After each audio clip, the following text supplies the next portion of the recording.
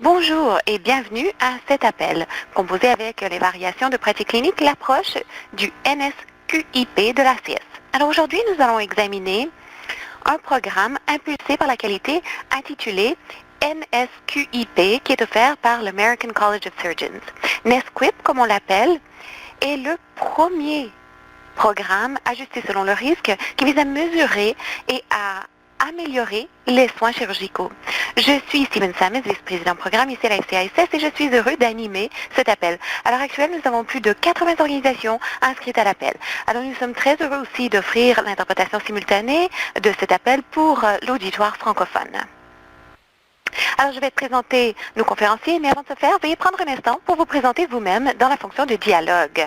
Dites-nous qui vous êtes, d'où vous venez, et toute question vous pourriez avoir à adresser aux conférenciers d'aujourd'hui.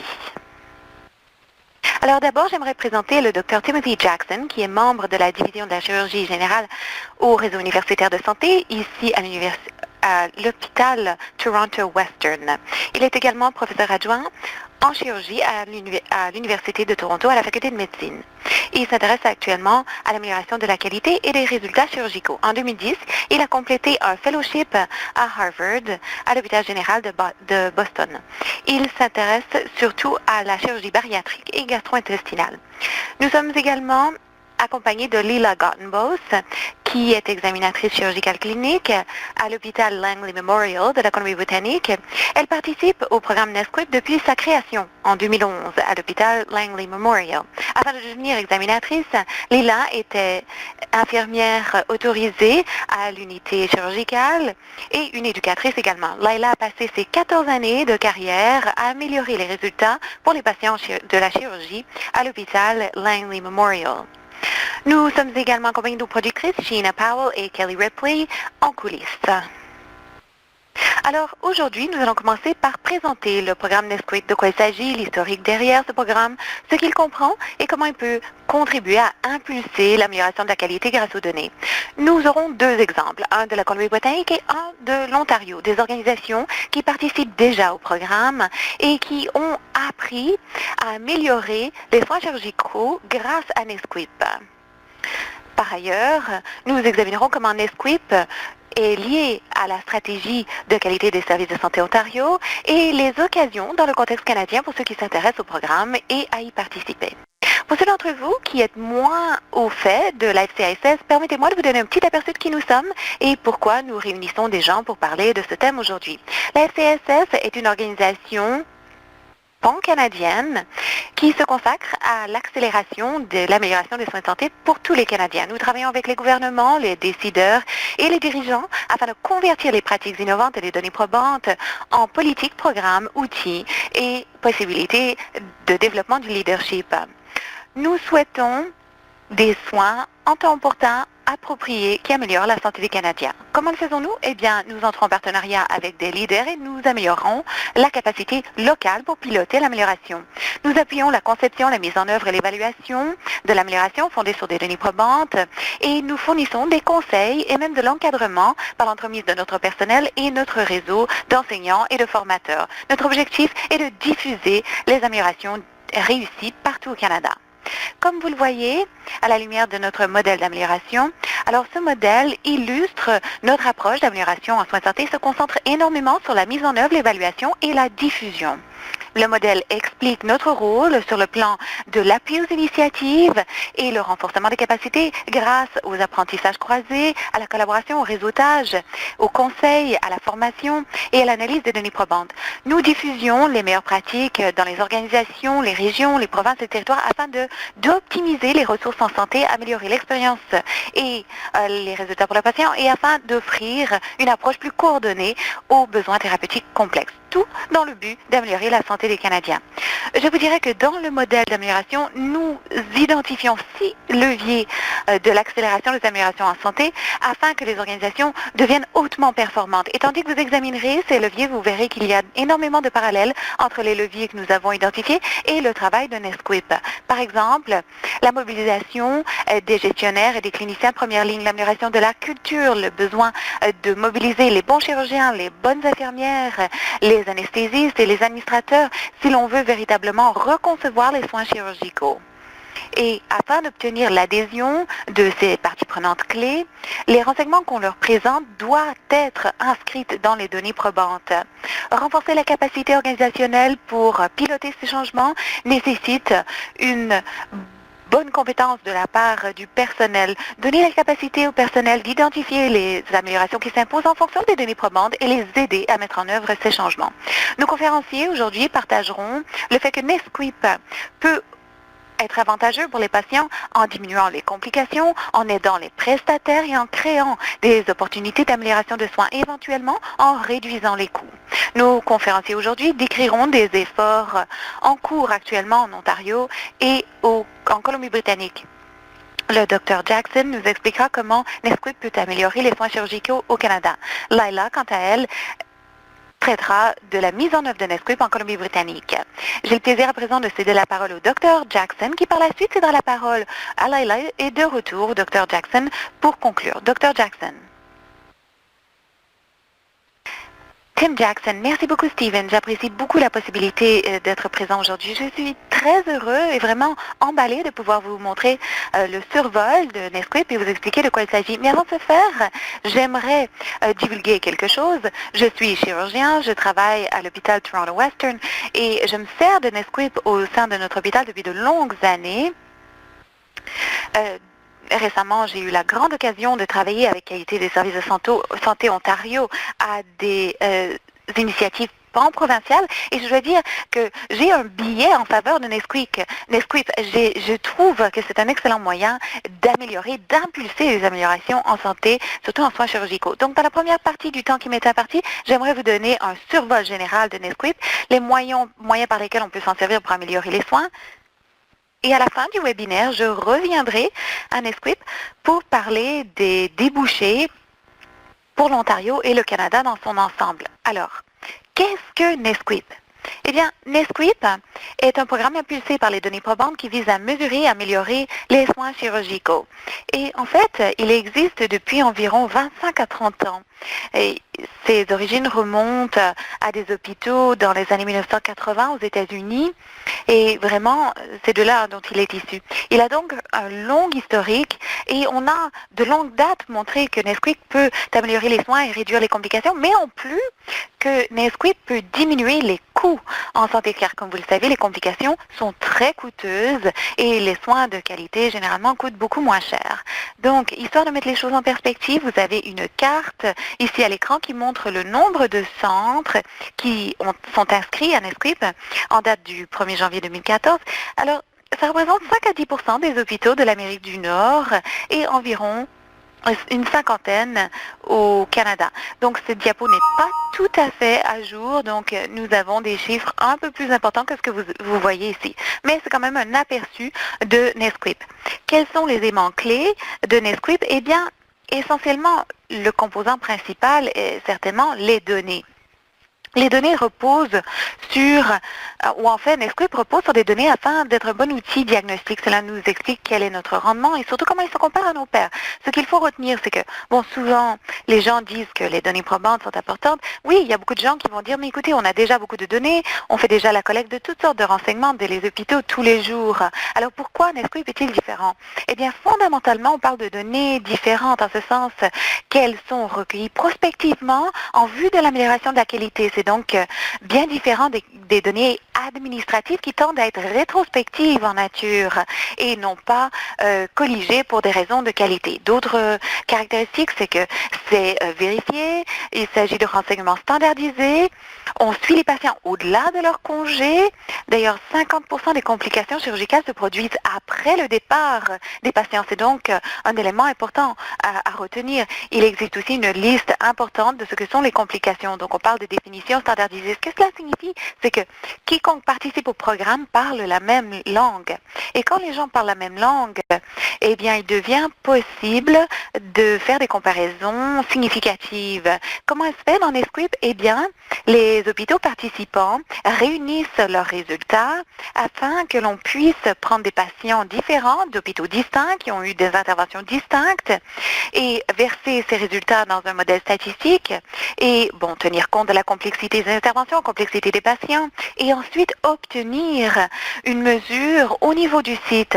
Du côté droit de l'écran, vous voyez une petite barre. Donc, il s'agit du rapport que l'on peut obtenir suite à l'analyse des données dans le modèle. Alors, ce qu'on fait dans Nesquip, c'est qu'on prend toutes sortes de pommes et d'oranges et qu'on les rend plus comparables. C'est ainsi que l'on peut comparer le rendement des hôpitaux inscrits. Une fois qu'on peut faire des comparaisons intéressantes, on peut établir des valeurs repères.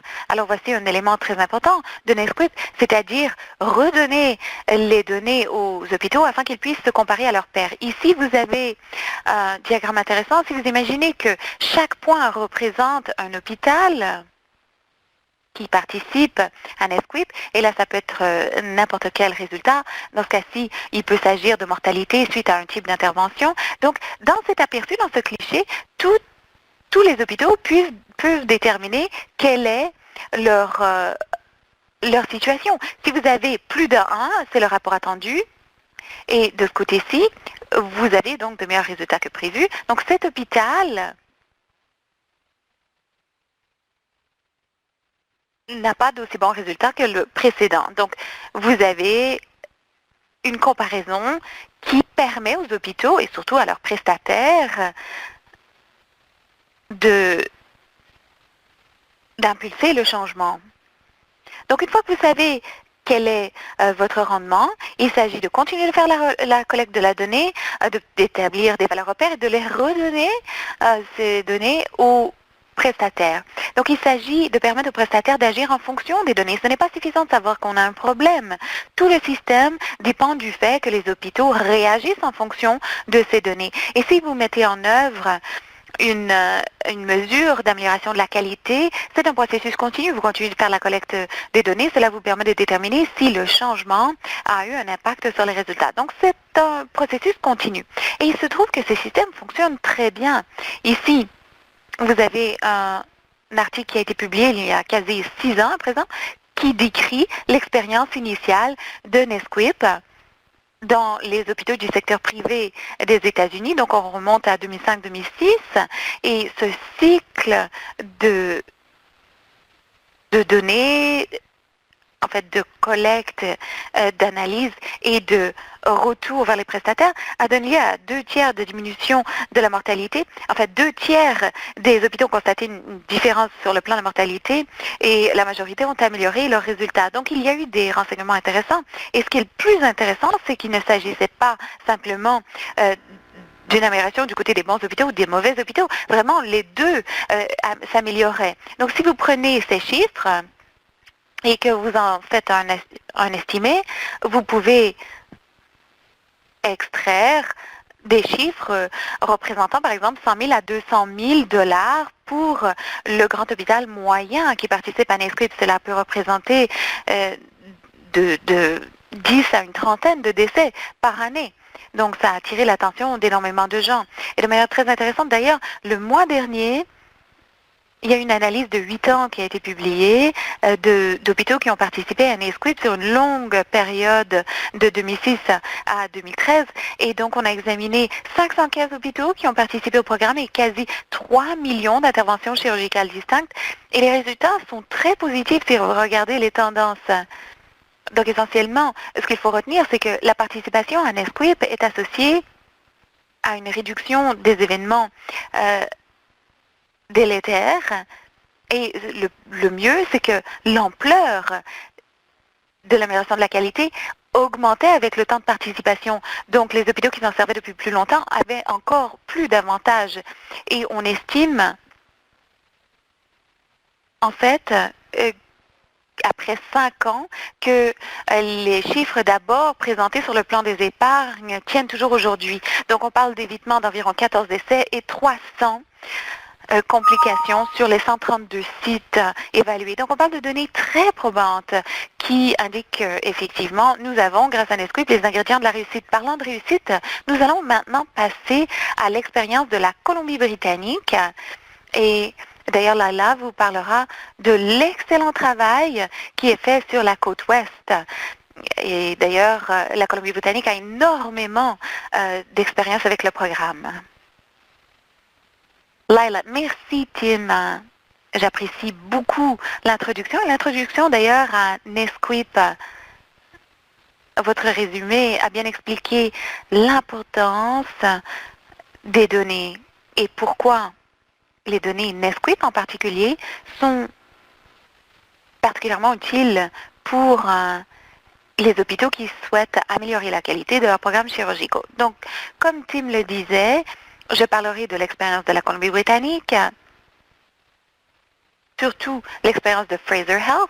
Alors, je travaille à Langley Memorial, un hôpital plus petit, dans une grande autorité de la santé. Et donc, nous sommes la plus grande autorité de la santé de la Colombie-Britannique et aussi le plus grand utilisateur de Nesquip.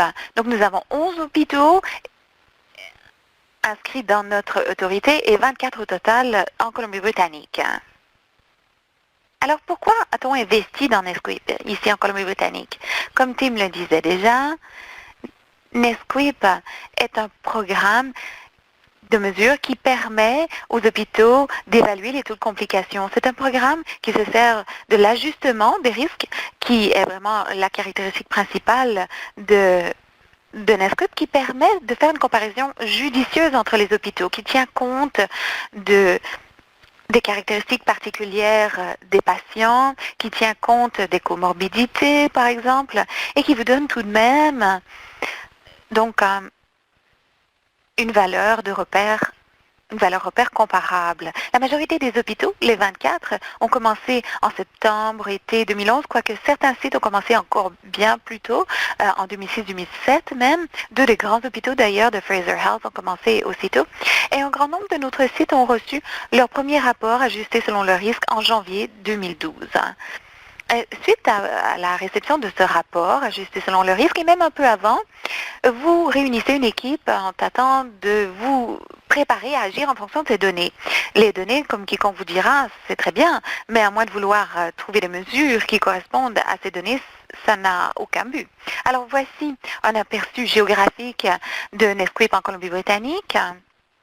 Alors, comme je disais, nous avons 24 hôpitaux, surtout dans le Lower Mainland, quoiqu'il existe quand même certains sites sur l'île de Vancouver ainsi que dans l'intérieur. Nous en avons un, entre autres, à Prince George et quelques-uns, 2 ou 3, à Imperial Health. Donc, on parle de Penticton et Kamloops. Moi, je parlerai de Fraser Health qui se situe surtout dans le Lower Mainland, donc sur le continent, et il y a 11 hôpitaux qui figurent à l'écran. Donc, la Colombie-Britannique a commencé en 2011-2012. Surtout, on est passé de 2 hôpitaux à 24 en très peu de temps. Donc, comme vous l'imaginez sans doute, l'expansion a été très emballante et rapide. Donc, cela a été accompagné de certains défis, certaines difficultés. Alors, pendant ces 12 premiers mois d'expansion, on a tâché de former tout le monde, de s'assurer que tout le monde parle la même langue, de s'assurer que tout le monde sache comment interpréter les données et s'en servir, et comment travailler au sein d'une équipe avec ces données. Donc, nous avons donc le BCSQP.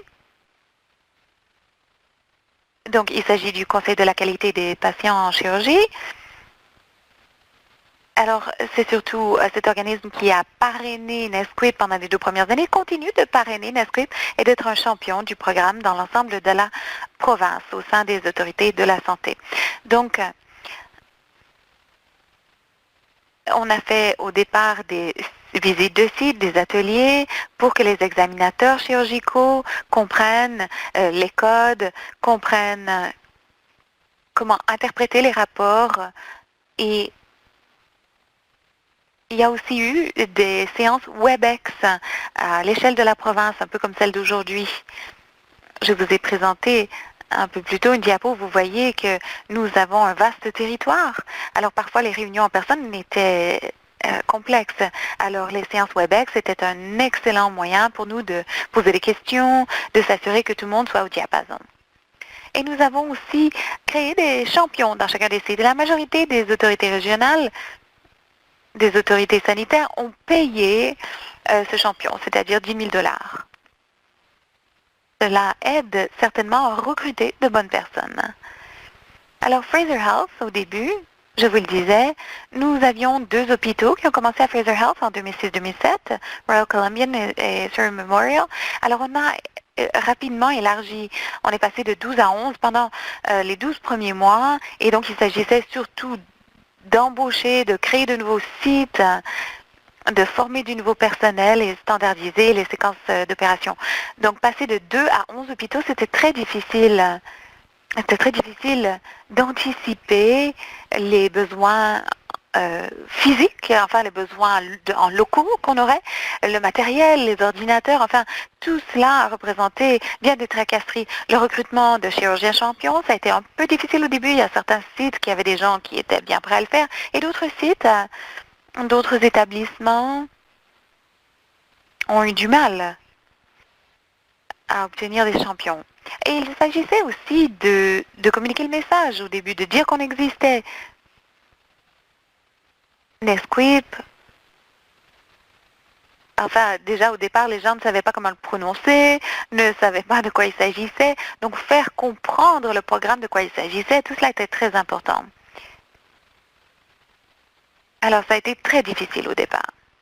Et ensuite, étant donné que nous sommes une autorité sanitaire qui relève d'une grande province, parfois on se demandait, est-ce que d'autres personnes vivent les mêmes défis que nous? Alors, histoire de vous donner une idée de nos défis, l'embauche de nouveaux personnels. Donc, il a fallu créer des descriptions de tâches et compétences. Évidemment, il fallait de l'expérience en chirurgie, surtout quand on parle d'analyse très poussée de rapports d'opération.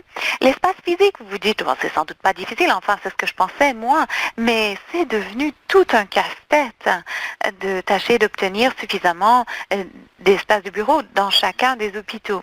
Ensuite, le matériel, l'équipement, c'était un défi bien important pour nous. On travaille avec 2 écrans, 3 ordinateurs dans un bureau. Enfin, il fallait parfois jusqu'à 2 mois pour mettre en place tout ce qu'il fallait dans le bureau. Et bon, certains logiciels ne sont pas standards dans les ordinateurs dont on se sert et pour faire une demande au service informatique, parfois ça représente des délais. Formation du nouveau personnel, eh bien passer de 2 à 11 membres du personnel, il a fallu se servir de l'expertise existante pour tâcher de former le personnel. On parle d'une formation très intensive. Il y a des définitions, c'est très rigoureux, très standardisé. Donc la formation est très intensive. Et bien que Nesquip offre de la formation. On parle de formation sur les définitions, pas forcément les séquences d'opérations et les processus de collecte de données. On nous confie à nous la tâche de former le personnel pour cela. Donc, il a fallu faire appel à l'expertise de notre autorité sanitaire et celle de la province également, afin de former notre personnel de manière convenable. La standardisation de la séquence des opérations, tout cela a été bien difficile. Bon, on se disait tous, hein, on travaille en santé, on devrait pouvoir facilement régulariser cette séquence d'opérations. Or, ce n'était pas le cas. Toutes les autorités sanitaires ont leur façon de fonctionner, tous les établissements ont leur façon de fonctionner. Il est important pour nous d'avoir des données comparables. Par ailleurs, on s'est demandé, est-ce qu'on a les mêmes défis que d'autres sites? Alors, ce qu'on a fait, c'est qu'on a formé ce qu'on a appelé le groupe de travail de la Colombie-Britannique. On a 2 représentants de chacune des autorités sanitaires qui se réunissent et c'est animé par BCSQP.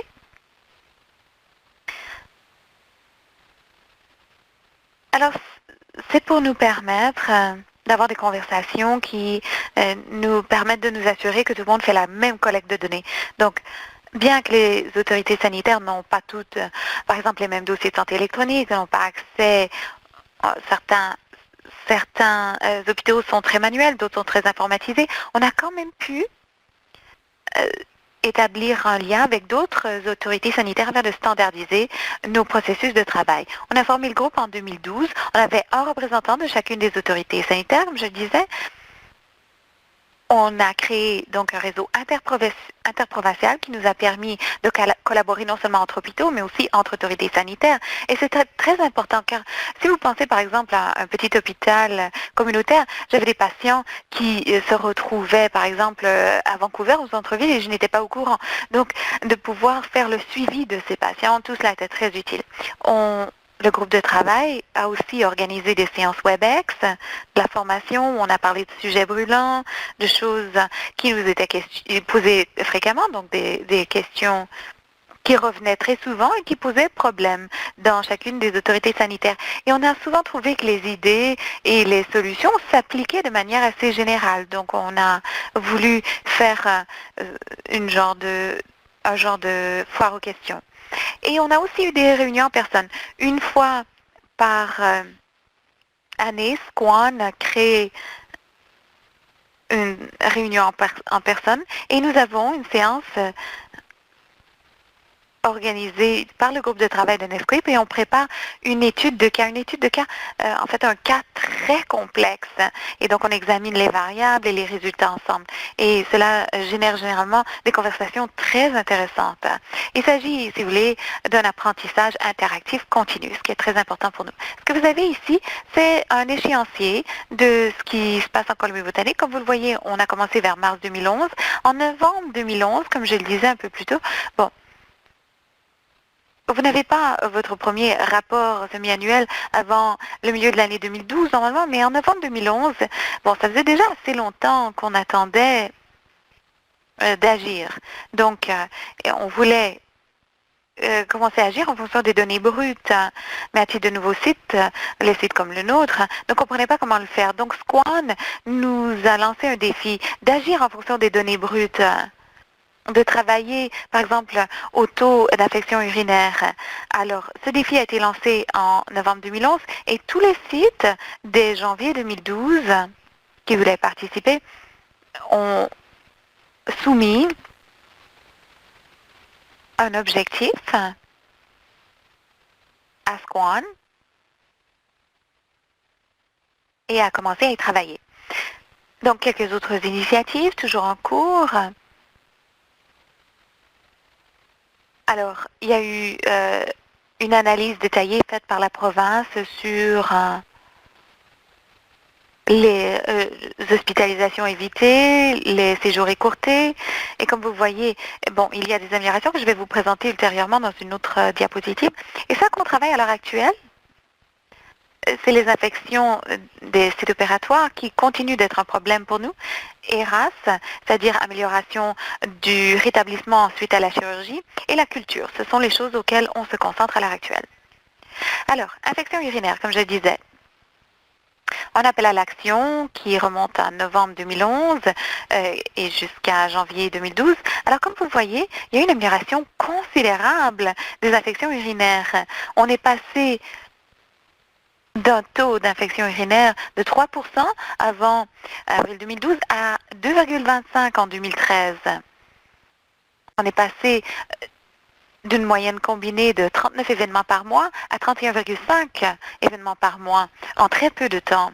Donc, cet appel à l'action a vraiment éperonné les gens, c'est-à-dire que on peut agir bien que les données ajustées selon le risque sont très importantes. Il est inutile d'attendre. Donc, je vous encourage, si vous êtes un site qui envisage de se joindre à Nesquip ou qui commence le programme Nesquip, vous avez quelques mois de données brutes et vous pouvez véritablement commencer avant de recevoir les premiers rapports ajustés selon le risque. Alors, quelques économies réalisées en raison de la réduction des infections urinaires. Il y a quelques estimations des coûts estimés dans la littérature scientifique. Donc, les coûts estimés des infections représentent de 1 000 à 12 000 $ selon la littérature. Donc, une estimation prudente en fonction de cette très grande fourchette. Ça représente pour les 12 hôpitaux qui ont participé au défi Squan 100 000 à 200 000 $. Donc, ça représente beaucoup d'argent. Et vous savez, les infections urinaires sont un problème relativement simple. Il existe beaucoup de pratiques exemplaires qui, étonnamment, ne sont pas suivies dans les hôpitaux. Les gens pensent bien faire, mais ne le font pas forcément. Donc, c'est un problème relativement simple. Et bon, il a de petits avantages du point de vue des coûts, mais globalement, ça représente une somme assez importante. Alors, s'agissant de mon site, l'hôpital Langley Memorial, on a commencé à mettre en exergue les domaines qui avaient besoin d'amélioration. Dans certains cas, on était dans le 9e décile, ce qui n'est pas encourageant. Mais comme vous voyez, de janvier 2011 à décembre 2011, on a véritablement commencé à améliorer nos résultats de manière assez importante. Et nos taux bruts sont passés de 3,4% à 1,7%. Donc, on parle d'une réduction d'environ 50% des taux d'infection urinaire. On a eu une petite reprise, comme vous le voyez dans le dernier rapport semi-annuel, mais si on regarde les données brutes, je suis assez confiante qu'on aura encore de meilleurs résultats au prochain rapport semi-annuel. S'agissant justement des coûts de Netsquip, bon, évidemment, le programme n'est pas gratuit. Il y a des coûts associés sur une base annuelle. Donc, ce tableau vous montre ces chiffres. Donc, la première année, vous avez évidemment la licence, si vous voulez l'abonnement Netsquip, vous avez le chirurgien champion, vous avez les examinateurs cliniques chirurgicaux, qui sont généralement des infirmières autorisées, vous en avez une à deux. Le soutien à l'amélioration de la qualité n'a pas été créé au départ et nous n'avions pas non plus de commis à la saisie des données. Donc, nos coûts pour la première année représentaient de 154 à 274 000 $. Pour la deuxième année, on a inclus le soutien pour l'amélioration de la qualité et le commis à la saisie des données. Donc, on parle d'un demi-équivalent temps plein. Vous voyez les coûts, 214 à 334 000. Et vous voyez l'astérisque. Dans le cas d'un établissement de soins tertiaires, la complexité des cas est souvent plus grande, ce qui signifie une augmentation du temps alloué au résumé analytique plus important. Donc, il faudra peut-être un équivalent temps plein complet, par exemple. Alors, comme je disais, pour l'hôpital Langley Memorial, on a travaillé à l'évitement des coûts ici et on est en train de publier ces renseignements d'ailleurs. Mais comme vous voyez, les infections d'infections urinaires, on parle d'une réduction de 3,3 à 1,7, la pneumonie de 1,5 à 1,2. On n'avait fait aucun travail à ce propos jusqu'à présent. Et donc, nous avons aussi eu une amélioration des infections au site opératoire superficiel de 2,2 à 1,5 et pour les ISO profondes ou d'organes 1,1 à 0,7. Sur le plan de l'évitement total des coûts, il s'agit d'estimations très prudentes. Elles sont généralement inférieures à ce que nous indique la littérature scientifique, mais c'est ce qu'on a trouvé jusqu'à présent dans Fraser Health. Et si on tient compte du programme, comme vous l'avez vu dans la diapositive précédente, il y a un investissement, mais malgré tout, on se retrouve avec un évitement total de coûts de presque 550 000 $ sur la durée du programme ici à Langley Memorial. Comme je disais, nous sommes un petit hôpital communautaire. Nous parlons d'environ 6 000 interventions chirurgicales sur le site par année. Alors, les grands débouchés ici en Colombie-Britannique, comme je disais, infection du site opératoire, ça c'est généralement signalé comme ce qu'il faut davantage mesurer. Le problème, c'est que ces infections ont un caractère multifactoriel. Il y a bien des raisons qui expliquent pourquoi il faut des améliorations et dans notre expérience, il faut davantage de temps pour réduire cet événement indésirable. Alors, j'ai parlé des défis. Nous avons surmonté un grand nombre de ces défis. Voici justement les ingrédients de la réussite. Alors, nous avons un leadership efficace. Les chirurgiens champions, surtout, ont vraiment mobilisé les médecins. C'est très utile. Et ils ont aussi mobilisé donc les administrateurs, les gestionnaires. Il faut des gens qui appuient le travail et qui croient dans le programme. Du côté des conseils locaux de la qualité chirurgicale, ceux-ci se rencontrent 2 fois par année. Les médecins y assistent. On parle de nos résultats actuels et ce qu'on va faire concernant les difficultés. Pour les résultats non ajustés selon le risque, comme je disais un peu plus tôt, il est très important d'agir en fonction de ces résultats. Les résultats ajustés selon le risque sont importants. Or, on estime qu'on peut rapidement réagir, même si on n'obtient pas encore des résultats ajustés selon le risque. Très rapidement, lorsque les résultats ne sont pas ce que l'on souhaite, on peut s'ajuster. Et comme je disais un peu plus tôt, on a des champions médecins rémunérés. Ça représente beaucoup de travail, vous savez, pour le chirurgien champion. Et c'est beaucoup plus facile de recruter les gens si les médecins sont rémunérés. Il faut des médecins engagés, c'est-à-dire des gens qui y croient vraiment au programme. De bons examinateurs cliniques chirurgicaux. L'analyse des données est très importante, ainsi que les compétences en gestion du changement. Donc, bien que nous ayons du soutien à l'amélioration de la qualité ici, à Fraser Health, on parle de 2 personnes pour 11 sites. Donc, il nous faut des examinateurs cliniques chirurgicaux qui circulent dans les unités, qui travaillent avec le personnel et qui sont capables de contribuer au projet et orienter le personnel aux besoins. Les équipes multidisciplinaires. Nos équipes ici, Langley Memorial, représentent tout le monde, c'est-à-dire le personnel d'entretien, ménager, jusqu'aux administrateurs. On parle d'équipes très multidisciplinaires. On a des diététistes, des physiothérapeutes, des ergothérapeutes, tout le monde qui pourrait avoir un impact sur nos résultats fait partie de nos équipes. Le soutien est essentiel à l'amélioration de la qualité. Comme je disais, on a 2 personnes pour 2 sites. Alors, les spécialistes de l'amélioration de la qualité sont ceux qui connaissent le mieux nos méthodes de changement et qui sont le plus à même de nous donner une approche plus structurée. Alors, quelques enseignements. Il faut du temps pour réunir les conditions de la réussite. Un site NestQuip. Les gens sont impatients, ils veulent les données. C'est fascinant. Vous avez la soif des données au départ. C'est difficile de dire aux gens, non, non, soyez patients, vous devez attendre, car il faut véritablement avoir une bonne assise avant de pouvoir présenter ces données de manière confiante. Donc, il ne faut pas présenter des choses qui pourraient changer. C'est très difficile d'établir un bon niveau de confiance, surtout avec les médecins, si les changements ou les informations changent considérablement. La mobilisation est importante à tous les niveaux pour accélérer le changement. Donc, si vous avez, par exemple, une excellente mobilisation des infirmières, mais pas de la direction, ce sera très difficile de faire décoller les initiatives de changement. Et si elles décollent, ce sera très difficile de les pérenniser. Alors, les rapports semi-annuels, ceux-là motivent les gens. Vous savez, personne n'a envie d'avoir de mauvais résultats. Personne ne se présente au travail pour ne pas bien soigner les patients. Donc, ça impulse au changement.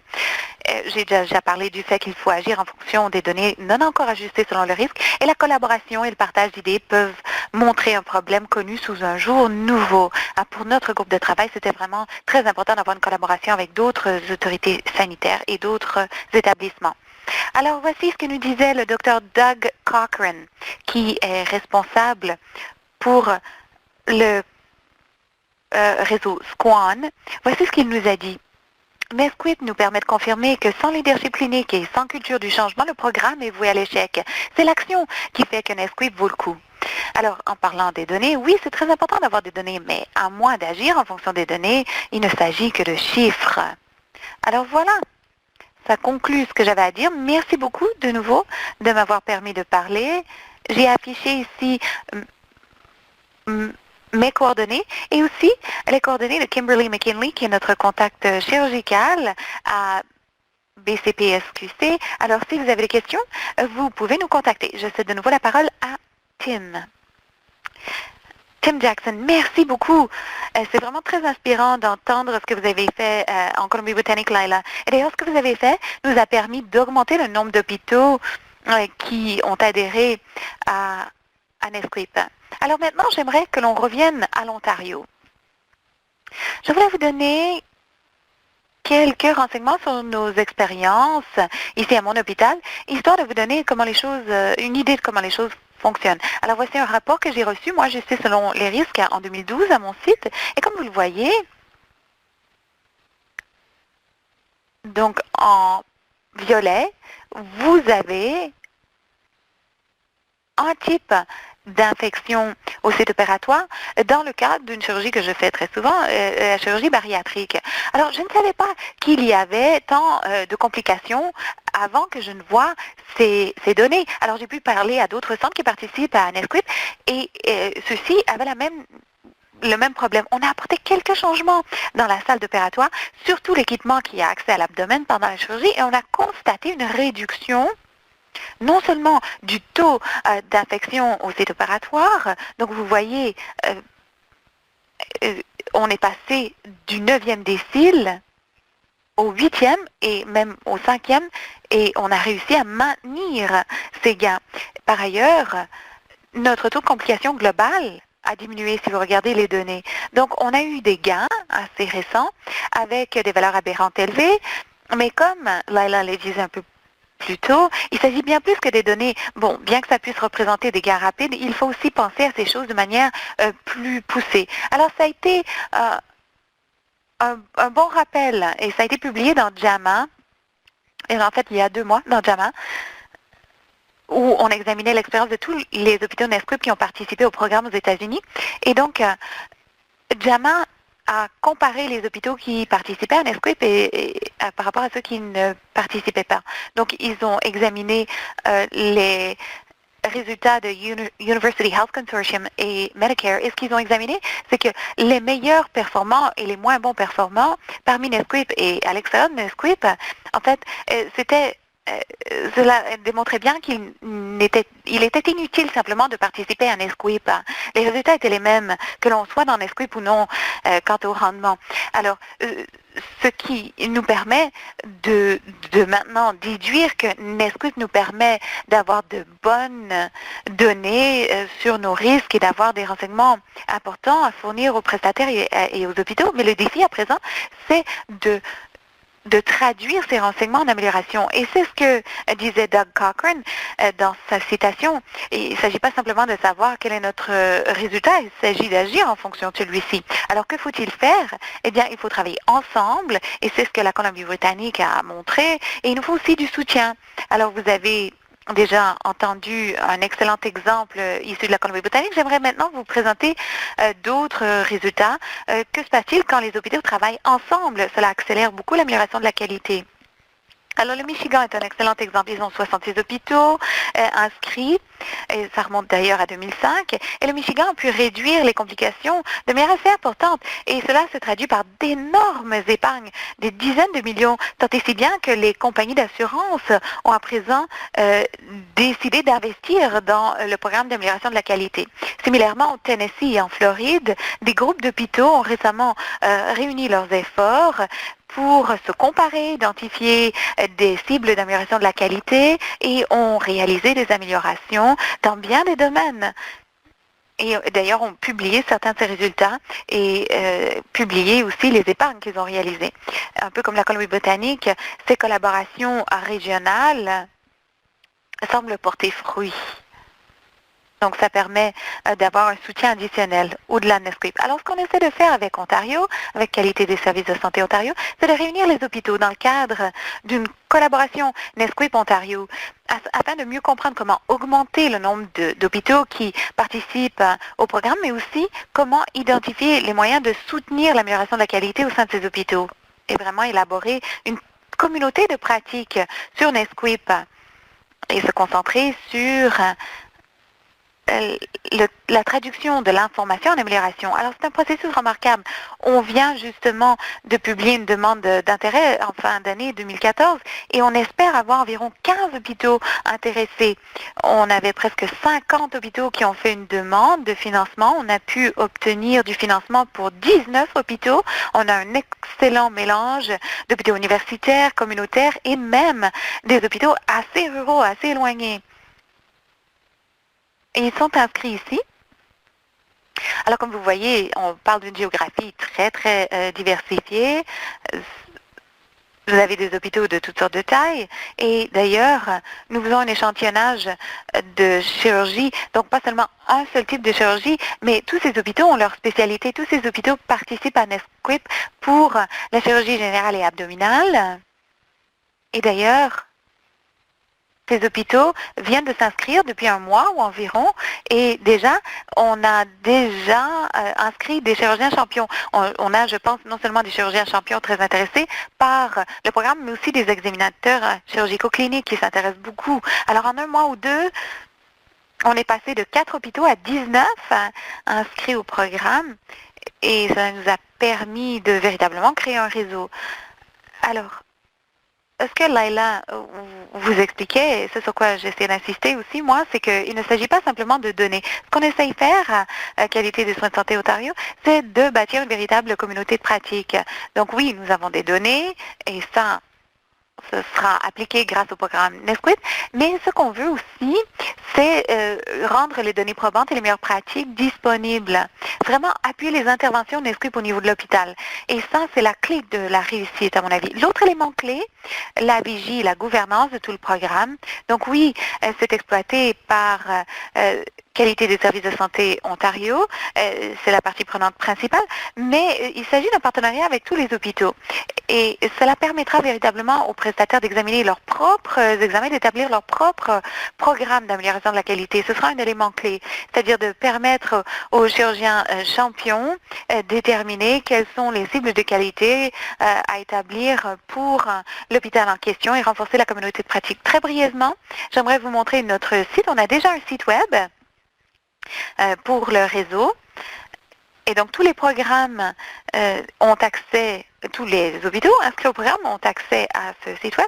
Et donc, il s'agit d'offrir davantage de soutien, non seulement un soutien des ressources, mais aussi de fournir de la formation et des ressources afin de déterminer comment mettre en œuvre le changement de manière efficace. Donc, il y a des programmes d'apprentissage pour les chirurgiens champions, c'est-à-dire comment envisager l'amélioration de la qualité dans les hôpitaux. Et d'ailleurs, ce que me disent les chirurgiens champions qui l'ont suivi, c'est qu'ils ne parlent pas la langue de l'amélioration de la qualité, ils ont besoin d'aide.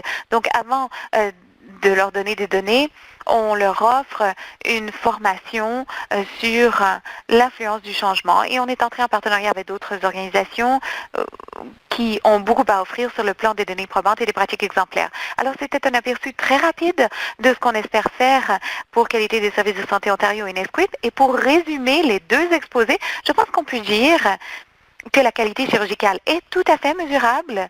Ces jours-ci, c'est une chose qu'on devrait faire et je pense véritablement qu'il faut le faire dans l'intérêt des patients, c'est-à-dire tout le concept de l'amélioration de la qualité fondée sur des données probantes est un bon programme qui permet d'accélérer les changements avec le bon soutien d'amélioration de la qualité. Je dis toujours qu'il s'agit d'un gain triple, c'est-à-dire que les patients ont une diminution de leur communication, les prestataires ont la possibilité d'améliorer les soins et par ailleurs, pour les contribuables, il y a une éventuelle réduction des coûts.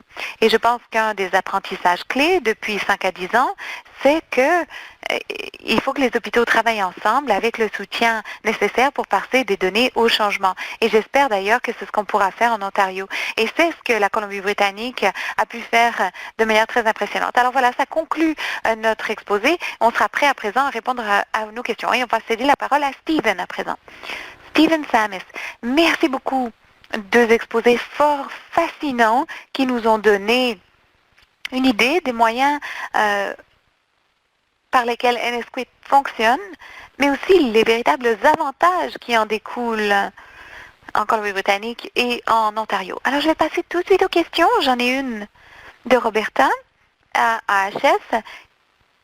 Il s'agit d'une question touchant le suivi au niveau local. Est-ce fait par Nesquik ou est-ce fait par l'hôpital local? Les renseignements sur les initiatives locales sont-ils partagés immédiatement? Laila, pouvez-vous en parler pour la Colombie-Britannique? Laila Gottenbos. Oui, je lisais justement la question. Bon, quand on identifie un domaine où on a des problèmes, par exemple les infections urinaires, on examine les pratiques exemplaires et on examine quelles sont celles qui ne sont pas mises en œuvre. Donc, on a diverses méthodologies d'amélioration de la qualité en Colombie-Britannique dans l'ensemble des autorités sanitaires. Et donc, selon celle qui travaillera au site, ça peut changer. Par exemple, à mon site, on a examiné toutes les choses qu'on ne faisait pas pour empêcher les infections urinaires et on a tâché d'apporter des changements afin de mettre en œuvre ces pratiques exemplaires. Une fois mises en œuvre, Nous évaluons ces mesures en examinant les données probantes, en examinant les rapports semi-annuels. On continue de faire des rapports, de faire des vérifications, des audits, afin de voir si on a apporté un véritable changement, un changement statistiquement viable. Donc, on ne veut pas avoir une diminution sur un mois seulement, on veut des résultats pérennes. Alors, j'espère que ça répond à la question. Ah oui, l'autre chose, c'est qu'on a évidemment une collaboration entre autorités sanitaires. Donc, parfois, on n'est pas le seul site à avoir un problème. Par exemple, pour l'infection urinaire, il y a toutes sortes d'hôpitaux qui ont le même problème. Donc oui, tout à fait, une partie de la collaboration au sein de notre propre autorité sanitaire par l'entremise de réunions du personnel et en travaillant avec d'autres hôpitaux étroitement et par l'entremise aussi des canaux de la Colombie-Britannique, comme le groupe de travail de la Colombie-Britannique et Squan, nous travaillons à diffuser les renseignements de sorte qu'on ne réinvente pas tous la roue de notre côté. Alors, j'espère avoir répondu à la question. Stephen Samis, oui, bien. Laila, on vous adresse la question suivante de Caroline en Nouvelle-Écosse qui demande si la Colombie-Britannique serait prête à partager les séquences d'opérations que vous avez élaborées pour lancer le bal pour les autres. Lila Gottenbos, oui, tout à fait. Je pense que la personne à contacter serait Kimberly McKinley. C'est elle qui a la perspective plus générale, c'est-à-dire que ma perspective, bien que, bon, j'ai présidé le groupe de travail, Kimberly a une bonne idée générale de ce qui se passe dans l'ensemble des autorités sanitaires, car comme je le disais, il y a des éléments différents selon le processus. Il y a certains éléments qui sont très semblables, mais il y a des éléments qui sont très différents selon nos programmes informatiques et ainsi de suite. Donc oui, tout à fait, on serait très ravis de partager ces renseignements, car tout ce qu'on peut faire pour aider les gens à tirer parti du programme, eh bien, ça nous fera plaisir. Stephen Samis, merci beaucoup. Une excellente collaboration pan-canadienne à l'œuvre. Nous avons une autre question de la part de la Colombie-Britannique. Rita, avez-vous traité des douleurs aiguës quand on parle d'une complication suite à une chirurgie qui devient donc chronique? Tim Jackson. Ben justement, je regardais la question, je me demande comment y répondre. On essaie de réduire l'impact des douleurs aiguës grâce à des programmes comme l'amélioration du rétablissement. Donc, il y a divers moyens par lesquels on essaie de diminuer ces douleurs. Maintenant, je ne sais pas s'il y a quelque chose de particulier, par exemple la transition vers la douleur chronique. Enfin, je ne suis pas au courant dans le cadre de Nesquik, mais peut-être que Laila a des informations. Enfin, non, nous, pour le moment, on essaie de réduire les douleurs aiguës, pas forcément chroniques. Laila Gottenbos. Bon, je suis d'accord avec vous, Tim. La douleur n'est pas une chose dont on fait la collecte dans le cadre de Nesquik. Cela dit, la prévention des complications dans l'ensemble peut certainement avoir un impact sur la douleur. Et comme Tim le disait, le programme ERAS se concentre sur la réduction des complications et aider les gens à rentrer chez eux plus rapidement avec moins de difficultés. Stephen Samis, bien. Alors, de nouveau, de Caroline, Autorité sanitaire de la Nouvelle-Écosse, y a-t-il un dédoublement de la collecte de données qui se fait du côté de NSQIP et des instituts canadiens pour l'information de la santé? Tim Jackson, oui. Alors, à la fois l'ICIS et NSQIP font la collecte de certaines données comme les taux de réadmission, certains types d'infections et ainsi de suite. Donc, il y a parfois une certaine redondance dans la collecte des données. Et d'ailleurs, je pense que les données de NSQIP sont un peu différentes cependant. Il y a certaines définitions, mais essentiellement, en ce qui me concerne, il y a une certaine duplication. Et il s'agit pour nous à présent de réduire ces dédoublements. Donc, comment faire des liens entre les données administratives et les données locales. D'ailleurs, on peut faire un lien entre les données l'ICIS et les données de NSQIP. Et je pense qu'au fur et à mesure que les dossiers de santé électronique prendront place, plus ce sera facile. Stephen Samis, merci Tim. Une autre question adressée à Dr. Jackson de Maurizio au Nouveau-Brunswick. Comment surmontez-vous la détection des infections du site opératoire une fois le congé octroyé? La réponse du Dr. Tim Jackson. Eh bien, justement, il y a un suivi qui se fait suite au départ du patient. Donc oui, le patient a peut-être été revue à 30 jours. Donc, après 30 jours, on peut savoir ce qui s'est passé, mais il se peut très bien qu'on communique avec le patient. Il y a une définition stricte pour les ISO. On demande aux patients certaines questions précises.